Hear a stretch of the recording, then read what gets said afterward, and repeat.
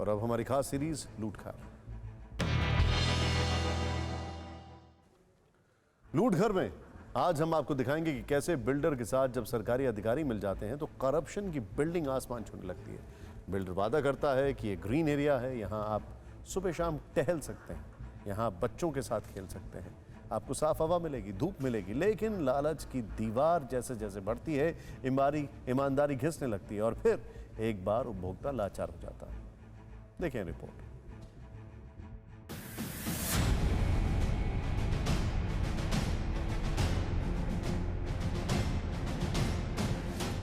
भ्रष्टाचार की आड़ में बने लूट घर की ऊंचाई चाहे जितनी बढ़ जाए, एक न एक दिन उसे ध्वस्त होने का फरमान सुनना पड़ता है। नोएडा के सुपरटेक के ये 2 टावर इसी बात का उदाहरण हैं। इस वक्त हम नोएडा सेक्टर 93 के उसी बिल्डिंग, उसी बहुमंजिला इमारत के सामने खड़े हैं और सबसे पहले आपको दिखा दे, ये बोर्ड देखिए जो उसके गेट पे बोर्ड लगा है। उस बोर्ड की तस्वीरें आपको दिखाएं कि सुपरटेक एमराल्ड कोर्ट का ये एपेक्स टावर है, जिन 2 टावर्स को बनाया गया था। और ये इस 17 एकड़ के प्रोजेक्ट में जो सुपरटेक एमराल्ड कोर्ट इसका प्रोजेक्ट था, उसका ये ग्रीन बेल्ट का एरिया था। और यही कह के यहां पर 15 टावरों में लगभग 660 फ्लैट को बेचा गया था कि ये आपका ग्रीन बेल्ट होगा, इस एरिया से आपको धूप मिलेगी, सनलाइट मिलेगी, ग्रीन बेल्ट होगा और यहाँ लोगों के खेलने का, बच्चों के खेलने का, लोगों के बैठने के, आने जाने के रास्ते होंगे। लेकिन उसके बाद एफआईआर में चेंज करवाया गया, बकायदा प्राधिकरण की मिलीभगत से बार बार इसके नक्शे में परिवर्तन कराया गया और लगभग 4 बार परिवर्तन करके जो ग्रीन बेल्ट था सुपरटेक एमराल्ड कोर्ट एरिया का, उस ग्रीन बेल्ट में जबरन सुपरटेक बिल्डर ने इन 2 टावर्स का निर्माण कराया।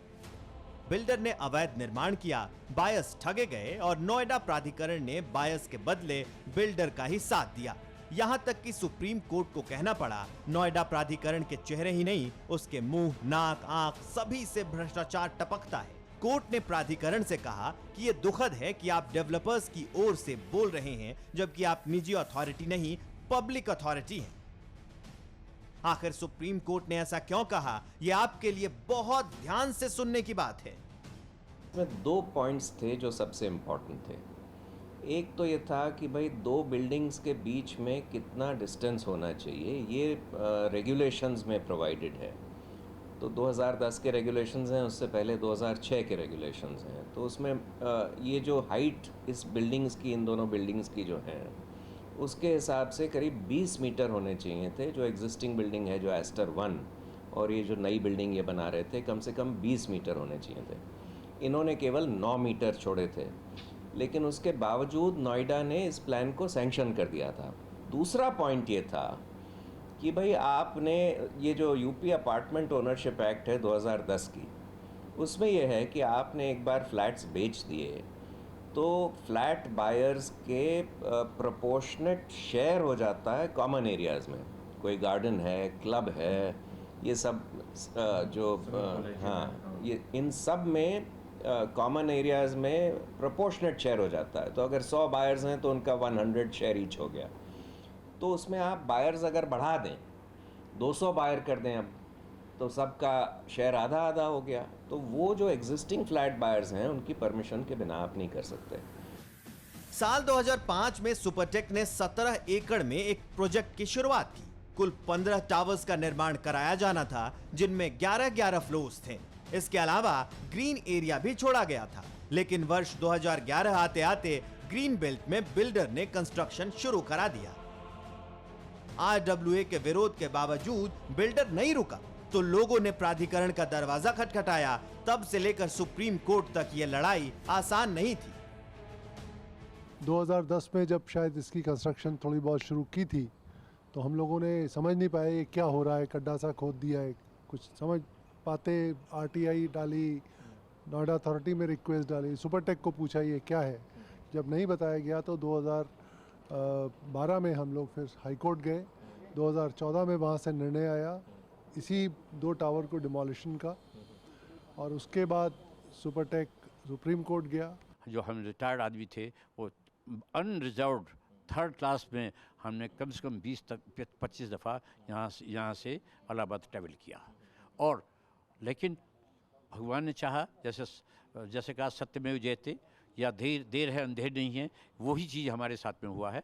थोड़ा देर तो हुआ, लेकिन हमें फैसला हमारे पक्ष में मिला और यहाँ के 650 रेजिडेंट्स जो हैं वो अब सुख की नींद सो सकते हैं। ये तो उन बायर्स की बात हुई जिन्होंने बिल्डर की मनमानी को बर्दाश्त किया, सुप्रीम कोर्ट तक लड़े और जीत हासिल की। लेकिन सुपरटेक के इस केस में उन बायर्स के बारे में भी सोचना पड़ेगा जिन्होंने उन टावर्स में फ्लैट बुक करा रखा था, सुप्रीम कोर्ट ने जिन्हें तोड़ने का फैसला सुनाया है। मिलिए धर्मेंद्र सिंह से। धर्मेंद्र ने इस 40 मंजिला टावर में अपना फ्लैट बुक कराया था। हाई कोर्ट ने जब दोनों टावर को गिराने का आदेश दिया तब भी इन्हें उम्मीद थी कि सुप्रीम कोर्ट में फैसला पलट जाएगा, क्योंकि धर्मेंद्र को लगता था इस पूरे प्रकरण में कम से कम बायर्स की तो कोई गलती नहीं है। सबसे पहले नोएडा अथॉरिटी के अप्रूवल्स देखे, उनके नक्शे देखे, IIT रुड़की का प्लान देखा, बिल्डिंग प्लान देखा, सभी चीज़ों को चेक करने के बाद सरकारी बैंक में हमने लोन अप्लाई किया। सरकारी बैंक भी लोन तब देता है जब वो सारे डॉक्यूमेंट्सों की छानबीन कर लेता है।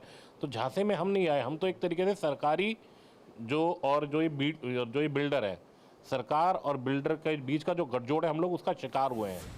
यानी पूरी व्यवस्था में अगर किसी के साथ सबसे ज्यादा ज्यादती हुई तो वो उपभोक्ता है। आप चौकन्ने रहें ताकि ऐसी लूट आपके साथ ना हो।